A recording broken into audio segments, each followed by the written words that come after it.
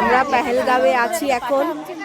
পেহেলগাঁওয়ে আমাদের এই হোটেল থেকে এই হচ্ছে সুন্দর ভিউ, কিন্তু আমরা পেহেলগাঁওয়ে এসে এই দুর্যোগের মধ্যে পড়ে গেছি।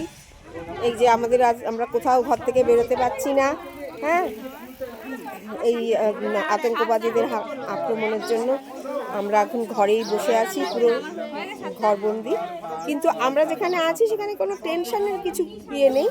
এই সব বর্ডাররা আমরা কোথাও যেতে পারছি না, এটাই আর কি। এই যে বর্ডার কেমন লাগছে? টেনশন নেই, ভালো আছি আমরা, ভালো আছি, টেনশন নেই, কোনো অসুবিধা হচ্ছে না। আচ্ছা, তোমাদের কি তো কিছু বলার আছে? না, আমরা এনজয় করছি। তোমাদের কিছু বলার আছে এই যে আজকে? আচ্ছা, ঠিক আছে।